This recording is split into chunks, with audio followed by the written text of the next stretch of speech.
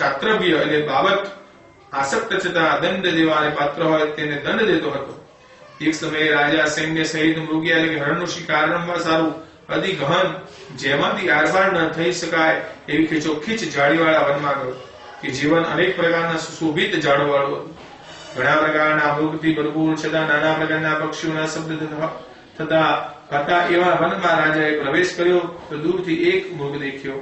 પછી એ રાજાએ એ મૃગ પર અતિ તીક્ષ્ણ બાણ વડે પ્રહાર કર્યો, પરંતુ એ મૃગ એ બાણના પ્રહારથી ન મળતા બાણ સહિત ઝાડીમાં બેસી જવાથી અદ્રશ્ય થયો. પછી રક્તથી ખરડાયેલું ઘાસ નજરે પડવાથી મૃગ આ રસ્તે ગયો છે એવો તર્ક કરીને રાજાએ તેની પાછળ પાછળ જવા માંડ્યો. એવી ધારણાથી જતા મૃગના ધ્યાન હોવાથી બીજા વનમાં જઈ ચડ્યો. એ ઠેકાણે સુજાતા તૃષાથી રાજાને કંઠ સુકાઈ ગયો. શ્રમ અને સૂર્યના તાપને લીધે એ રાજા મૂર્છિત થયો. પછી ફરતા ફરતા તેની દૃષ્ટિ એક તળાવ પર પડતા રાજાએ તેમાં અશ્વ સહિત પ્રવેશ કર્યો. પછી કમળના ગંધને લીધે સુગંધયુક્ત થયેલું તે તળાવમાંનું જલ પાન કરી તેમાંથી નીકળીને તે થાક રહિત થયો. એ રાજા તે ઠેકાણે મોટું વડનું વૃક્ષ લઈ ગયું. તે એવું કે જેની છાયા અતિ શીતલ અને મનોરંજક હતી. વળી તેની અતિ મોટી અને વિસ્તર્ણ શાખાઓ ઉપર હજારો પક્ષી શબ્દ કરતા હતા. એ વનમાં ધ્વજાની પેઠે સકલ વૃક્ષોના ઉચ્ચતાને પામેલા એ વડના વૃક્ષ નીચે રાજા જઈને બેઠો. ભગવાન કહે છે કે ગરુડ પછી એ બૃહવાહન રાજાએ તે ઠેકાણે આવી પહોંચનારા પિશાચોને દેખ્યા, જે જેઓ ક્રોધાતુષાથી વ્યાકુળ, જેઓના વાળ ઉભા, જેઓ અતિ મલિન છતાં શરીર નિર્માસ હોવાથી અતિ ભયંકર હતા.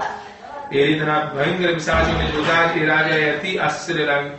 વળી એ પિશાચોએ પણ અતિ ભયંકર અરણ્યમાં રાજાને જોયો. પછી અતિ ઉત્કંઠિત થઈને તેમાંના એક પિશાચે વાતચીત કરવાના હેતુથી રાજા પાસે આવીને બોલવાનો આરંભ કર્યો. હે રાજન, આ અરણ્યમાં આપનો સમાગમ થયો તેથી હું મારો પિશાચ પણ ઉત્તેજીશ તથા ઉત્તમ ગતિને પણ ઘણું કરીને પામી ચૂક્યો જ એમ ધારતા હું આજ અતિ કૃતાર્થ થયો. એ રીતનું પિશાચનું ભાષણ સાંભળીને રાજા તેને કહેવા લાગ્યો કે હે પિશાચ, તારું મોં અતિ ભયંકર અને શરીરનો વર્ણ અતિ કાળો છે. તો આવું અમંગલ પિશાચપણું તને કયા દુષ્કર્મ લીધે પ્રાપ્ત થયું? તેમજ પ્રેતત્વ પામવાનું કારણ શું? વગેરે તારી સકલ હકીકત મને યથાશક્તિ કહે. તું કોણ છે? કયું દાન કરવાથી તારો આ પિશાચપણું નાશ પામે એ સર્વ મને કહે. રાજાનું એવું ભાષણ સાંભળીને તે રીતે રાજાએ કહ્યું કે હે રાજેન્દ્ર, હું તમને મારું મૂળ થકી માંડીને સકલ વૃત્તાંત કહું છું. મારા પ્રેતપણાનું કારણ સાંભળતા જ મારા પર દયા કરવાને તમે જ સમર્થ છો. વેદસ નામે એક નગર હતું. તે સર્વ પ્રકારની સંપત્તિ, નાના પ્રકારના દેશ, નાના પ્રકારના રત્નોથી યુક્ત હતું. જે ઠેકાણે મોટા મોટા રાજગૃહો હતા, તેમજ જે ઠેકાણે નાના પ્રકારની ધર્મ ક્રિયાઓ થતી હતી, તે રીતના એ નગરમાં દેવારચંદમાં તત્વ રહેનાર હું વાસ કરતો હતો. વૈશ્ય જાતિમાં મારો જન્મ છતાં મારું સુદેવ એવું નામ હતું. મેં દેવ તથા પિતરોને અન્ન સમર્પણ કરીને તેમને સંતોષિત કર્યા. નાના પ્રકારના દાનો આપીને બ્રાહ્મણોને સંતોષિત કર્યા. દીન અન્ન અને કુપણને અનેક પ્રકારના દાન આપીને તેમને પણ અનેક પ્રકારે સંતોષિત કર્યા. હે રાજન, એ રીતે હું ઉત્તમ કર્મ કરતો હતો. તેમ છતાં મારા ગુરુદેવને લીધે તે સર્વ નિષ્ફળ ગયા. જે કારણથી નિષ્ફળ ગયા તે પણ હું તમને કહું છું. હે રાજા, મારી સંતતિ ન હતી તથા સુહદ મારા તરફનું પક્ષ ખેંચનારો બાંધવ વગેરે પણ કોઈ ન હતો કે જેણે મારા ઉદ્ધવદેહાદિક મુવા પછીની શ્રાદ્ધ વગેરે ક્રિયાઓ કર્મ કર્યા હોય.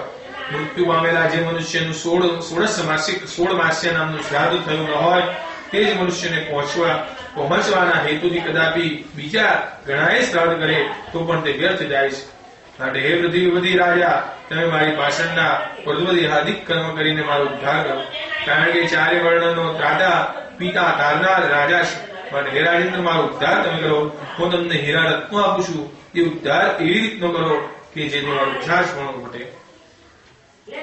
રાજા, મારું ભલું કરવાની જો આપની ઈચ્છા હોય તો મેં આપને જે કહ્યું તે પ્રમાણે યથાવિધિ કરો. કે રાજા, પિશાચપણું અતિ નિષ્ઠ છે. કારણ કે તે યોનિમાં જન્મ પામે એટલે ખાવા પીવાને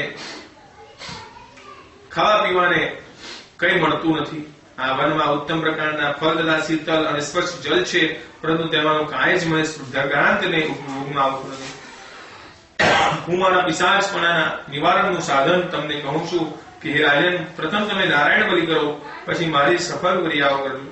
એ રીતના તમે કર્મ કરજો એટલે મારું પ્રેત પણ મળી જશે, એમાં સંશય નથી. વેદના મંત્રોનું પઠન,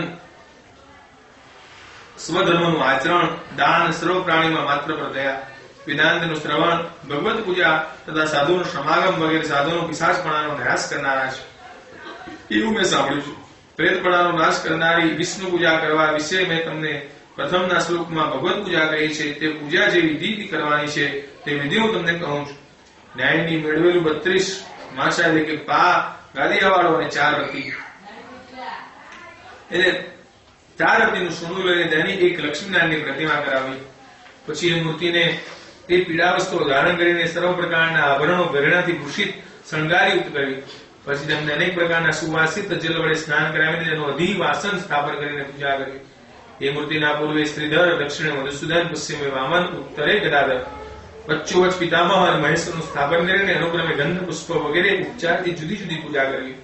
પછી પ્રદક્ષિણા કરીને અગ્નિમાં હોમ કરીને સર્વ દેવોની તૃપ્તિ કરવી. દૂધ, દહીં, દૃત, ઘી વગેરે પદાર્થોથી વૈશ્વદેવની આહુતિ આપીને તેમનું સંતર્પણ કરવું. પછી યજમાને સ્વયં અંતકરણથી તત્પર થઈને સ્નાન કરવું. પછી નારાયણની આગળ ઓર્ધ્વદેહાદિક ક્રિયા કરવી. ક્રોધ તથા લોભનો ત્યાગ કરીને સર્વ કર્મો કરવા. પછી સર્વ શ્રાદ્ધો તથા ઉત્સર્ગ કરવા. પછી પદદાન એટલે કે વાસણોદાન તથા ત્રયોદશ એટલે તેલ દાન આપવા. પછી સંયાદાન કરીને કુદ કુંભ એટલે પાણીથી પૂર્ણ ભરેલું ઘડું દાન કરવું. આ રીતે એ પ્રકારનું ભાષણ સાંભળીને રાજા ફરીથી પ્રશ્ન પૂછવા લાગ્યો કે હે પ્રેત, કુંભ સી રીતના કરવા, તદ્દનદાન સી રીતે કરવું વગેરે સર્વ ક્રિયાઓ કૃપા કરી મને કહો. કારણ કે કુંભદાન કરવાથી પ્રેતને મુક્તિની પ્રાપ્તિ થાય છે. એ રીતના રાજાના વાક્ય સાંભળીને એ પ્રેત કહેવા લાગ્યું કે હે રાજા, તમે ઠીક પૂછ્યું, એનો ઉત્તર તમને કહું છું તે સાંભળો. ઉદક કુંભદાન કરે એટલે જીવ પ્રેતપણાથી મુક્ત થાય છે. પ્રેતના ઉદ્દેશથી જે કુંભદાન કહ્યું છે તે સકળ અશુભોને નાશ પામનારા છતાં સકળ લોકોની દુર્ગતિનો નાશ કરનારું છે. ઉત્તમ સોનાનો કલશ કરીને તેને વિશે બ્રહ્મા, ઈશ, બ્રહ્મા, મહાદેવ, વિષ્ણુ તથા બીજા લોકપાલોનું મંત્ર વડે આહવાન કરે. તે કુંભ ધૃત દૂધ વગેરેથી પૂર્ણ ભરીને ભક્તિપૂર્વક ભગવત પ્રાર્થના સહિત બ્રાહ્મણને સમર્પણ કરો. એ રીતે કુંભ દાન કરી જો બીજા દાન આપ્યાનું શ્રેય આવે છે. એ કુંભ પર દેવોના સ્થાપનની વિધિ કહું છું. એ ગણાની વચ્ચોવચ બ્રહ્મદેવ, વિષ્ણુ અને શંકર અને એ કુંભના પૂર્વાદી કાંઠા ઇન્દ્રાદી લોકપાનો અનુક્રમે સ્થાપન કરવું. એ રાજા પછી ધૂપ, દીપ વગેરે ઉપચારોથી એ દેવોનું યથાવિધિ પૂજન કરવું. પછી દૂધ, ઘી, શુદ્ધાય કુંભ બ્રાહ્મણને સમર્પણ કરવા. એ કુંભદાન સર્વદાનોમાં મુખ્ય હોય. આ મહાપાતકને નાશ કરનારું છે. માટે પ્રેતપણામાં નાશને અર્થે દાન શ્રદ્ધાપૂર્વક કરવું. ભગવાન ગરુડને કહે છે કે ગરુડ, એ રીતે રાજા તે પિશાચની સાથે ભાષણ કરતો હતો એટલામાં એ રાજાની સકલ સેના આવી પહોંચી. તે જોઈ એટલે એ પિશાચ રાજાને રત્નો આપી નમસ્કાર કરીને પોતે ગુપ્ત થયો. રાજા પણ એ વનમાંથી નીકળીને પોતાના નગરમાં આવ્યો. પછી જે રીતે ક્રિયા કરવાની પ્રેતે કહ્યું હતું તે રીતે એ રાજાએ પિશાચનું ઓર્ધ્વદેહાદિક કર્મ કર્યું. પછી એ પુણ્યના પ્રભાવથી મુક્ત થઈને સ્વર્ગે ગયો. એ ગરુડ, બીજા કોઈ રસ્તે જનારે શ્રાદ્ધ કર્યું હોય તો પણ મરનાર મુક્ત થયો તો પુત્રે શ્રાદ્ધાદિક કર્મ કર્યા હોય તો પહોંચવાના તથા મુક્ત થવાના પૂછવાનું શું?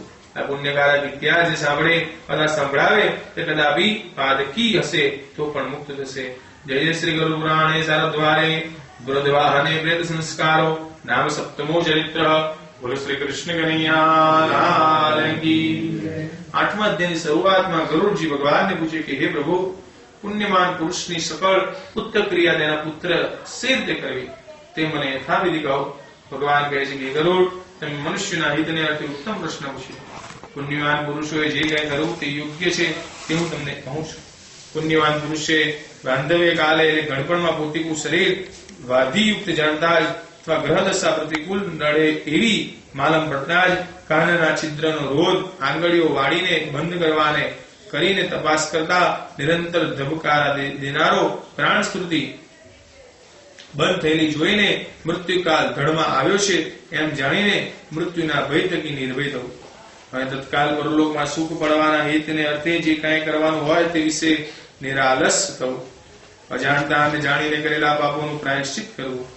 જે સમયે કાળ ખરો પાસે આવતો હોય તે સમયે સ્નાન કરીને શાલિગ્રામ રૂપી વિષ્ણુની પૂજન કરવું.